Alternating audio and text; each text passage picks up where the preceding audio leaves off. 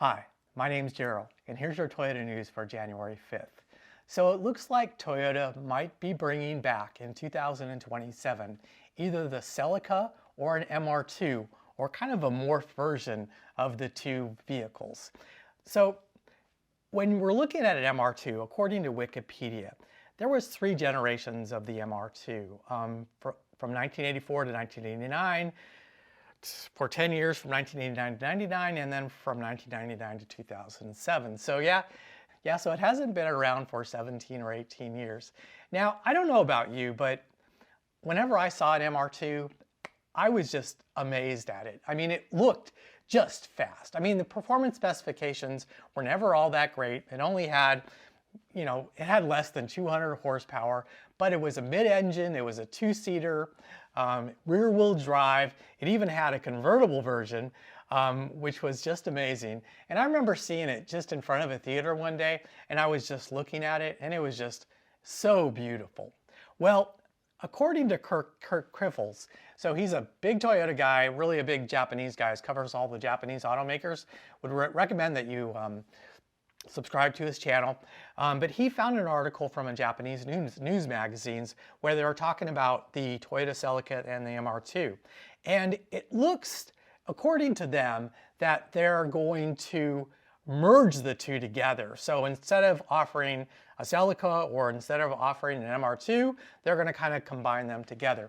Now, it could be a Celica, like a base, and then kind of the Celica MR2 version, perhaps. So the Celica MR2, not exactly sure about that. But, Toyota does have a number of sports cars and a number of sports cars upcoming. And so they really need to do their best in differentiating each of the sports cars that are coming out. But for sure, this is going to be, well, we don't know if it's going to be a 2-seater or a 4-seater. I mean, most mid-engine cars are 2-seaters, but it really wouldn't make sense to bring a 2-seater in. The Celica was a 4-seater, the MR2 was a 2-seater. I would think it's going to be a 4-seater, but for sure it's going to be a mid-engine design, going to have a 2-liter turbocharged 4-cylinder engine with probably around 400 horsepower and with all-wheel drive. So it's going to be a screamer. So it's going to definitely be a high-revving engine, and this is going to be really an amazing car. Now, the one thing it likely needs to be is both the Celica and the MR2. It's always been kind of a notch down from the Supra, and I don't think Toyota is going to do anything with the Supra. So that's going to continue.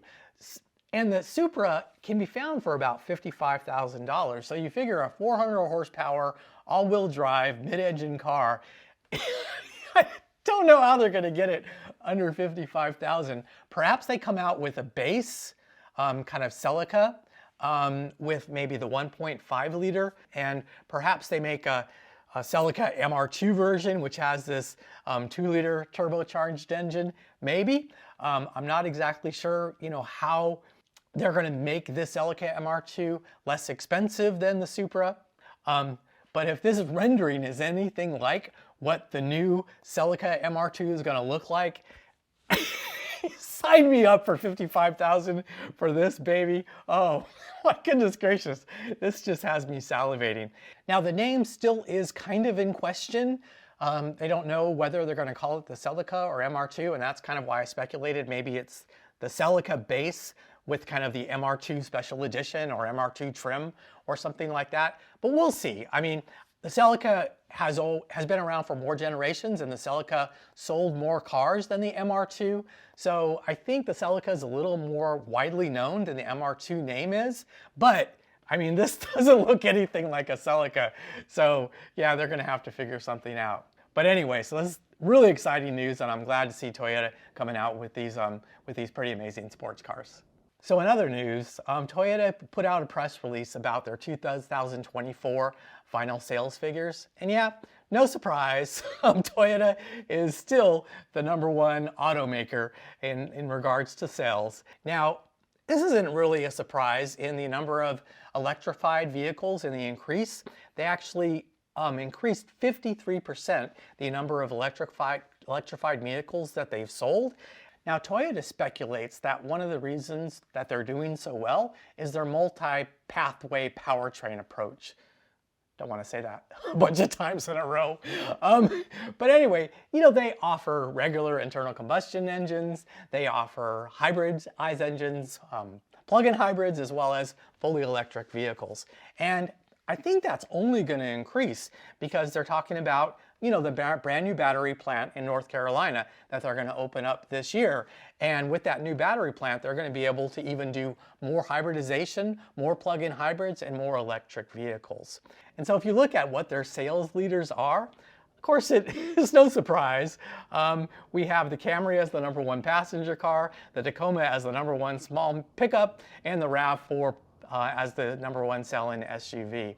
So yes, so Toyota is absolutely killing it. And they also have 6 Toyota brand vehicles under $30,000. And so it's really great that Toyota has a number of low-cost options as well for consumers. And finally, Toyota does say that they're going to come out with 24 all-new or refreshed or special edition Toyota vehicles in 2025. So yeah, that definitely includes likely the new RAV4 that's going to be introduced in 2026, but it does seem like Toyota has a lot of plans to introduce other models in 2025 as well. So if you're a Toyota fan, good news for the end of the year and good news for the future. And this is Daryl with your Toyota News, and I hope to see you in the next one again very soon.